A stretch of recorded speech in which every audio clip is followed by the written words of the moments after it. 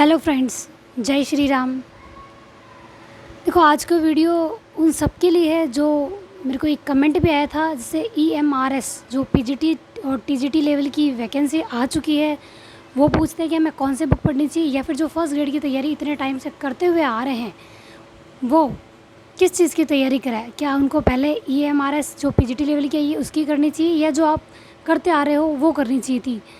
आप कंफ्यूज हैं और आपको या फिर किसी भी वैकेंसी आपको तैयारी करनी है, कोई भी वैकेंसी हो, आपने कोई टारगेट डिसाइड कर लिया है और आपको तैयारी करनी है, तो आपको किस तरीके से करना चाहिए। जब आप एक मदर हैं या फिर कोई जॉब भी करती हो, आपके बच्चे हैं या फिर आपके जेंट्स हैं और आपको भी तैयारी करनी है कि भाई आपको जॉब भी करनी है और साथ साथ में आपको तैयारी भी करनी है, तो आपको किस तरीके से मैनेज करना चाहिए और कौन सी बुक्स आपको पढ़नी चाहिए। सबसे बेस्ट बात तो देखो बुक्स की होती है और तैयारी के लिए समय की होती है। बुक्स की इसलिए होती है क्योंकि देखो पैटर्न बदल चुका है, किस तरीके से क्वेश्चन आते हैं, जो क्राइटेरिया था पहले कि कहाँ से कितने क्वेश्चन आएंगे वो चेंज हो चुका है और एक फ़िक्स हो गया है कि 40% लाना ज़रूरी है पर सब्जेक्ट में। तो आपको अब किस तरीके से तैयारी करनी चाहिए, किस तरीके से टाइम निकालना चाहिए, कौन सा टाइम आपके लिए बेस्ट होगा, या फिर फैमिली में इतना काम हो जाता है और इतने अननेसेसरी चीज़ें हमारे साथ होती है कि हम कैसे पढ़ें, ये सब हमें कैसे करना चाहिए वो बताऊंगी मैं। ठीक है, देखो सबसे पहले तो आपने टारगेट डिसाइड किया था कि आपको किस चीज़ की आपको तैयारी करनी है। आपने ये चीज़ डिसाइड की थी आपको किस चीज़ की तैयारी करनी है। आप फर्स्ट ग्रेड की तैयारी करते हुए आ रहे थे, या फिर कुछ लोग सेकंड ग्रेड की कर रहे हैं, या फिर रीट की कर रहे हैं, कोई ना कोई आप तैयारी कर ही रहे हैं। और बीच में ये वैकेंसी आ गई EMRS, PGT और TGT दोनों लेवल की आ गई है, तो इसमें आपको जाना चाहिए या नहीं जाना चाहिए, या फिर किसको इसकी तैयारी करनी चाहिए। तो देखो EMRS का फॉर्म आप फिल कर दो, अगर आप क्वालिफ़िकेशन रखते हो उसकी तो फॉर्म भर दो। तैयारी भले ही आप फर्स्ट ग्रेड सेकंड ग्रेड किसी भी कर रहे हो, लेकिन आपको एग्ज़ाम ये भी देना है, इससे कॉन्फिडेंस आता है। अगर आपका पेपर अच्छा होता है तो कॉन्फिडेंस आएगा, या फिर आपको जो इतने टाइम से आप तैयारी कर रहे हो ना, तो आपको ये पता चलेगा कि आप कितने पानी में हो, आपकी कितनी तैयारी अच्छी होगी। क्योंकि इसमें भी NCERT की क्वेश्चन पूछे जाएंगे। 70 नंबर का एक सब्जेक्ट है आपका, साइकोलॉजी भी आएगी, पैडागोजी है इसमें, या फिर इसमें देखो 2020 शिक्षा नीति भी है, रीजनिंग भी है, इंग्लिश है, हिंदी है। जो हमारे फर्स्ट ग्रेड का फर्स्ट पेपर है वो भी शामिल है इसमें, वो चीज़ें आएगी। कुछ एक टॉपिक इधर उधर हो सकते हैं लेकिन चीज़ सेम है, लेकिन जो आप फर्स्ट ग्रेड की तैयारी करते हुए आ रहे हो वो आपके यहाँ पे काम आ सकती है। तो आप एक बार अगर आपने तैयारी की है तो आपको ये पता चल जाएगा कि आपने अब तक जो भी पढ़ा है वो कितना अच्छा हो चुका है, या फिर आप उसमें से कितने क्वेश्चन नहीं छोड़ोगे। आप ये एग्ज़ाम दोगे तो आपको ये पता चल जाएगा। और अच्छा है अगर आपने ये एग्ज़ाम क्लियर कर दिया तो सबसे अच्छी बात है कि आपको इसमें भी ज्वाइनिंग मिल सकती है। लक्ष्य आपका जो डिसाइड किया हुआ आप उसी की तैयारी करो, और एग्ज़ाम सारे दो। टीचिंग एग्ज़ाम हमको सारे देने चाहिए जब हम उस लेवल की हम तैयारी कर रहे हैं। चीज़ सेम ही है लगभग, कुछ चेंज नहीं। और आपको NCERT की बुक बताऊंगी मैं कि आपको NCERT की बुक पढ़नी चाहिए। मैं ये चीज़ सजेस्ट इसलिए कर रही हूँ क्योंकि जो अब नई NCERT हो या पुरानी हो, चाहे कोई भी हो, NCERT तो NCERT ही है, वो हमें पढ़नी है। इससे हमारा बेस मजबूत हो जाता है। पढ़ने का तरीका सही नहीं है तो आप कहीं से कोर्स ले लो, जैसे मैंने उत्कर्ष से ले रखा है, बहुत अच्छा है उत्कर्ष का, ऐसा नहीं है कि नहीं है। मैं जब तक कर पा रही थी मैंने किया था, लेकिन फ़िलहाल मैंने स्किप कर रखा है थोड़ा टाइम के लिए, क्योंकि बच्चा बीमार हुई थी। जैसे मैंने वीडियो बनाया था कि बच्चा बीमार है तो मैं नहीं पढ़ पा रही हूँ, और कुछ प्रेशर ऐसा हो जाता है, कभी कभी सिचुएशन ऐसी हो जाती है। ये कोई एक मेरी ही बात नहीं, हर हाउसवाइफ के साथ हो जाती है कि कभी तो कुछ ऐसी बातें हो जाती है, या फिर बच्चा बीमार हो जाता है, कहीं आना जाना हो जाता है, या फिर कोई गेस्ट वगैरह आ जाता है तो काम डबल हो जाता है।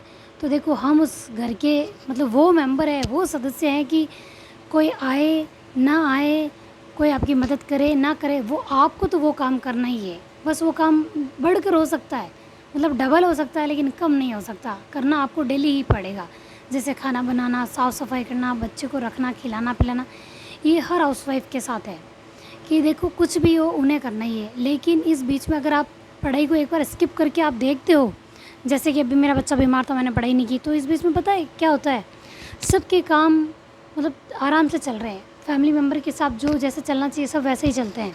ये हर हाउसवाइफ के साथ होता है। मैं ये चीज़ बता रही हूँ, मेरे पास कमेंट भी आते हैं, जैसे टेलीग्राम का मेरे ग्रुप बताया हुआ है, उसका लिंक दिया हुआ है, तो उस लिंक में कुछ लोग मेरे को पर्सनली मैसेज भी करते हैं कि हमारी ये सिचुएशन है, तो मेरे पास वो मैसेज आए हैं। तो देखो कुछ हालात ऐसे हो जाते हैं, कुछ मतलब प्रायोरिटी आपको उतनी ही दी जाती है कि आप ठीक है घर का काम कर रहे हैं, आप एक घर का वो मेंबर हैं जो सबके लिए अवेलेबल रहते हैं। बस आपकी अभी आपका वही रोल है, आपकी वही भूमिका है उस घर में, इतनी ही अहमियत है। लेकिन अगर आपको अपनी अहमियत बनानी है, अपनी वैल्यू बनानी है, तो इसके लिए ना आपको 1 साल मेहनत करनी होगी। जैसा अब तक मैं कह रही थी 6 महीने कर लो, देखो 6 महीने हाउसवाइफ़ के लिए कम पड़ जाए वो भी कहा जा सकता है, मतलब इसमें भी कुछ गलत नहीं होगा, क्योंकि हाउसवाइफ़ देखो लॉन्ग टाइम तक तैयारी नहीं कर सकती। इसलिए 6 महीने में अगर वो अच्छी तैयारी कर ले तो बाद में थोड़ा थोड़ा रिवीजन करेगा तो भी चल जाएगा। लेकिन अभी वैकेंसी नहीं आई है, आने वाली थी लेकिन आई नहीं है। हो सकता है जुलाई, नहीं तो जुलाई चल रहा है, एंडिंग में अगस्त में आपको फर्स्ट ग्रेड की, सेकंड ग्रेड की वैकेंसी मिल जाए, रीट पात्रता की मिल जाए, संस्कृत डिपार्टमेंट से जो वैकेंसी आने वाली थी वो आ जाए। कभी भी कुछ भी सरप्राइज़ हो सकता है। जैसे आपकी ज़िंदगी में कुछ इम्तिहान होते हैं ना फैमिली में ही, कि कोई गेस्ट आ जाए तो काम आप ही का बढ़ता है। कुछ भी हो जाए, घर का कैसा भी काम बढ़ना है तो वो सिर्फ आप ही के साथ होता है, किसी और का नहीं बढ़ेगा। सब तो अपना वही उतना ही करेंगे जितना वो हमेशा करता है। जैसे कि खुद के पर्सनल काम कर रहे हैं तो वो उतना ही करेंगे, आपके काम में कोई मदद नहीं होगी। तो उस तरीके से आपको गवर्नमेंट भी एक सरप्राइज़ दे दे, मान लो कि भाई ये वैकेंसी आ गई, लो, और एग्ज़ाम डिसाइड कर ले उस समय होगा, तो फिर आप क्या करोगे? तो आपको शुरू से तैयारी करनी है। तो देखो टाइम कैसे निकालना है। देखो सबसे बड़ी बात मैं ये बोलूँगी कि आपको एनसीईआरटी पढ़नी है, नहीं पढ़ पा रहे हो, नहीं समझ में आ रही है, तो आपको उत्कर्ष का वो ले लेना चाहिए कोर्स। मैंने भी लिया है। अच्छी चीज़ लेने में, पैसे खर्च करने में कोई बड़ी बात नहीं। और देखो हाउसवाइफ़ तो सबसे बड़ी बात है कि सोच समझ के पैसे खर्च करती है, और जो वहाँ अगर वो खर्च करती है ना तो उसको पूरा वसूलती है। होता है ना, जैसे हाउसवाइफ़ ऐसी होती है ना कि अगर खाना बच गया है तो वो ठंडे को गर्म करके खिला दे, वापस छौंक के खिला दे, लेकिन वेस्ट नहीं करती। हाउसवाइफ़ कभी कोई चीज़ वेस्ट नहीं करती, लेकिन उस पे ऐसी चीज़ का ट्रस्ट नहीं किया जाता कि वो भी कभी कोई चीज़ बर्बाद नहीं करती होगी। सोचते हैं कि ठीक है ये फैमिली मेम्बर है, काम कर रही है घर का, बस मतलब उसकी उतनी ही वैल्यू होती है। अपनी वैल्यू आप बढ़ाओ, क्योंकि आपको आपकी वैल्यू पता है, दूसरों को नहीं पता है। दूसरों के साथ लाने के लिए आपको कुछ समय मेहनत करनी पड़ेगी। जैसे कि मैंने ना कई बार शॉर्ट्स वीडियो में मैं बना चुकी हूँ कि कुछ महीनों के लिए, 6 महीने के लिए सही बता रखा है कि गायब हो जाओ। मतलब सारे रिलेशन जितने भी है ना उनको अवॉइड करो, सबको इग्नोर कर दो। किसी से कोई बात करने की ज़रूरत नहीं है।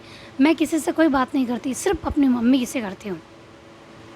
फ़िलहाल किसी से बात नहीं करती, क्योंकि देखो सबसे बड़ी बात है, फ़ोन उठाएंगे ना सीधे ये बजे, पढ़ाई चल रही है, कैसी चल रही है, बच्चा है अब तो क्या पढ़ती होगी, फिर घर का काम कौन करता है, और तैयारी कैसी चल रही है। मतलब सीधे सबके सवाल ये होते हैं, इतने टाइम से एग्ज़ाम देते रहे, अभी तक नंबर नहीं आएगा, तो फिर क्या नंबर आने वाला है।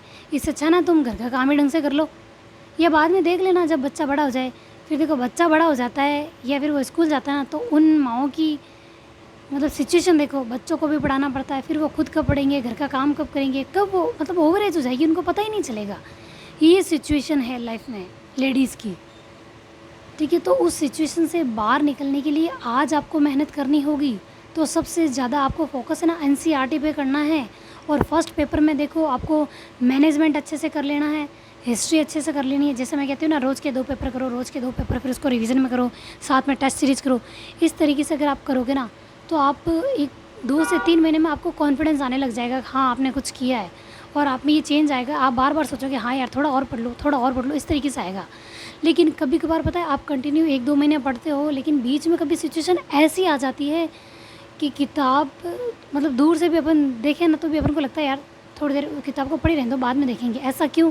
कि हमारे ऊपर काम इतना हो जाता है और हमारा माइंड मतलब इस तरीके से कर दिया जाता है, हम कुछ ऐसी चीज़ें सुन सुन के ऐसा हो जाता है कि हमारा मन करता है ठीक है, सबको ऐसा लगता है ना नहीं पढ़ना है तो चलो मन नहीं पढ़ते हैं, छोड़ के देखते हैं। लेकिन देखो आपके सपने, कोई भी ये नहीं सोचेगा यार इसका कोई सपना था, 2-3 महीने मेहनत की है, साल भर करने दो, थोड़ी मदद कर लेते हैं, या फिर इसका काम नहीं बढ़ाते हैं। चलो मदद नहीं करते तो कम से कम काम तो मत बढ़ाओ, काम भी बढ़ा देते हो तो कोई बात नहीं, कम से कम कुछ ऐसी बातें तो मत सुनाओ कि उसको हर्ट हो जाए। लेकिन ये चीज़ चलती रहेगी, इससे क्या आप अपना वो लोग देखो ना तो सुनाने में छोड़ेंगे ना आपका काम बढ़ाने में छोड़ेंगे। वो अपनी कोई चीज़ छोड़ रहे हैं, नहीं छोड़ रहे ना, वो अपने काम में मतलब इतनी ईमानदारी से लगे हुए हैं आपको टॉर्चर करने में या फिर आपकी पढ़ाई बंद करवाने में, वो हर एक प्रयास कर रहे हैं। लेकिन क्या आप अपने सपने पूरे करने में इतनी ईमानदारी से प्रयास कर रहे हो जितने कि वो कर रहे हैं आपको असफल करवाने के लिए? नहीं ना। तो आपको उतने सफल, इतनी ईमानदारी के साथ मेहनत करनी है कि आप सफल हो।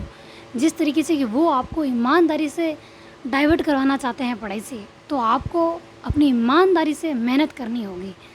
तो देखो वो जितनी भी चीज़ें फ्री होती है ना फर्स्ट ग्रेड के लिए, जहाँ से हमको फ्री मिल जाता है, मैं वो चीज़ बताती हूँ कि ज़रूर नहीं है हर कोई चीज़ मतलब इतना अफोर्ड करे कि वो ख़रीद सके। एनसीईआरटी का इसलिए कहती हूँ कि एनसीईआरटी हर किसी को नहीं समझ में आए तो वो ले लेनी चाहिए, वहाँ पे बहुत अच्छा पढ़ा रहा है।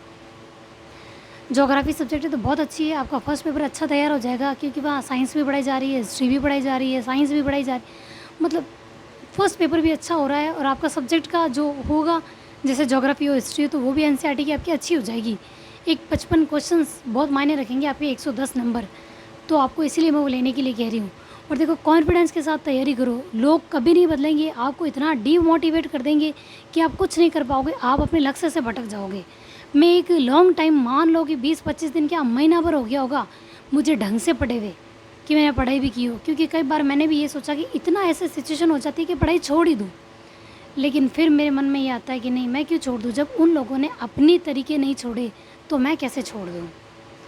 तो देखो कुछ कमेंट्स जो मेरे पास आते हैं ना, उनसे मुझे भी ऐसा लगता है कि यार लोग ऐसे भी होते हैं जो उनकी पढ़ाई छुड़ाने की हर एक कोशिश करते हैं। जैसे एक कॉल भी आया था मेरे पास, और मैं जैसे पर्सनली नाम लेके नहीं बताती हूँ, मैं किसी को शो नहीं करती, अच्छा नहीं लगेगा।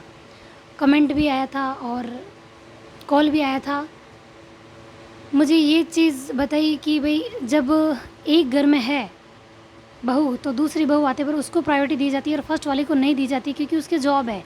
तो देखो आपको अपनी प्रायोरिटी खुद बनानी पड़ेगी, उसको इम्पोर्टेंस दी जा रही है तो देने दो। आपको अपनी बनाने के लिए क्या करना पड़ेगा, मेहनत। अगर आप मतलब बार बार यूँ स्ट्रेस में रहोगे, परेशान रहोगे कि यार उसको तवज्जो दी जा रही है, आपको नहीं दी जा रही है, तो आप कुछ कर नहीं पाओगे और आप नीचे गिरते जाओगे। आपकी वैल्यू जो आज थोड़ी बहुत भी है ना, वो बिल्कुल नहीं रहेगी, आप मतलब कुछ भी नहीं माने जाओगी। तो इससे अच्छा है ना कि आज आप मेहनत कर लो। देखो मैं दोबारा से तैयारी में लगने वाली हूँ। अगर आप, जैसे अब तक मैंने गाइड्स बताई है, गाइड को भी देखो बुक ही कहते हैं। जैसे कमेंट आया था कि इस मैडम को ये भी नहीं पता कि गाइड किसे कहते हैं, ऑथेंटिक बुक किसे कहते हैं। बुक देखो, चाहे गाइड हो, बुक हो, कोई कुछ भी हो, बुक सबको बोलते हैं, सारी बुक ही होती है, बस उसके नाम आगे ऑथेंटिक लगा हुआ है, इसके ऊपर गाइड लगा हुआ है। अगर आप ऑथेंटिक बुक भी देखना चाहते हैं ना, तो मैं जैसे ये थोड़ी गाइड वगैरह ढंग से हो जाए, या फिर मेरे को कोई अच्छा सजेशन मिल जाए, जिनकी तैयारी हो चुकी है, जिनको जॉब मिल चुकी है, मैं उनसे अच्छा सा कांटेक्ट करके पूछ के फिर आपको मैं बताऊंगी कि कौन कौन सी बुक्स ज़्यादा अच्छी रहेगी फर्स्ट ग्रेड के लिए, ज्योग्राफी सब्जेक्ट और फर्स्ट पेपर के लिए। जो भी चीज़ अच्छी सी होगी मैं आपको ज़रूर बताऊँगी, ठीक है। क्योंकि देखो मैं खुद एक असफल ही हूँ, अभी सफल नहीं हुई, और सफल होने के लिए हमें मेहनत करनी होगी। लेकिन देखो जो असफल होता है ना, वो अनुभवी भी बहुत होता है। ऐसा नहीं कि जो असफल है वो उसको अनुभव कुछ नहीं है, वो मतलब इतना अनुभवी हो जाता है कि लोगों के टॉर्चर, ताने, मतलब इतने वो सुन चुका होता है, फिर भी वो इतना मोटिवेट रहता है। तो ये सबसे बड़ी बात है कि वो अभी पढ़ने की सोच रहा है, सबसे बड़ी बात वही होती है। मैं भी असफल हुई हूँ, मैंने बहुत चीज़ें मतलब फेस की है कि क्या क्या सुनने को मिल सकता है आपको, ठीक है। मैंने सारी चीज़ देखी है, अब मैं वो बताती नहीं हूँ, लेकिन इसका मतलब ये नहीं कि मैंने सुना नहीं है। एक जॉब की तैयारी करना और नंबर नहीं आना, उसके बाद की सिचुएशन और फिर से तैयारी करना, इस बीच में जो चीज़ आपको सर्वाइव करनी पड़ती है ना अपनी लाइफ के साथ, जो चीज़ आपकी होती है ना, वो जिनके साथ होती है वो अच्छे से जान चुके होते हैं। लेकिन इसका मतलब ये नहीं कि आपकी ज़िंदगी ख़त्म हो गई है, नंबर नहीं आए तो आपकी ज़िंदगी वापस से शुरू करो। लेकिन हमें अब वो गलतियाँ नहीं दोहरानी है जो हम पहले दोहरा चुके हैं और जिनसे हमारा रिज़ल्ट नेगेटिव रहा है। हम पुरानी गलतियाँ नहीं दोहराएंगे और एक नए सिरे से शुरुआत करेंगे। आपका फिर भी कोई भी कमेंट हो, कोई भी सवाल हो, तो आप मेरे को कमेंट करें और वीडियो को शेयर करें, लाइक करें, सब्सक्राइब करें। और आपकी कोई भी प्रॉब्लम हो आप मेरे को कमेंट करके बताएं। जितना हो सके मैं आपको कोशिश करूँगी कि आपको सारी चीज़ें बता सकूँ और फ्री ऑफ कॉस्ट आप पढ़ सको, ठीक है। क्योंकि देखो ज़्यादातर लेडीज़ होती है जो अफोर्ड नहीं कर पाती, या जेंट्स भी होते हैं जो मतलब ऐसी जगह से आते हैं, ज़रूर नहीं कि वो हर चीज़ अफोर्ड करें या हर फैसिलिटी उनको मिले, ठीक है। तो हमें अच्छे से तैयारी करनी है। कोई भी प्रॉब्लम हो आप मुझसे शेयर कर सकते हैं। Thank you. जय श्री राम।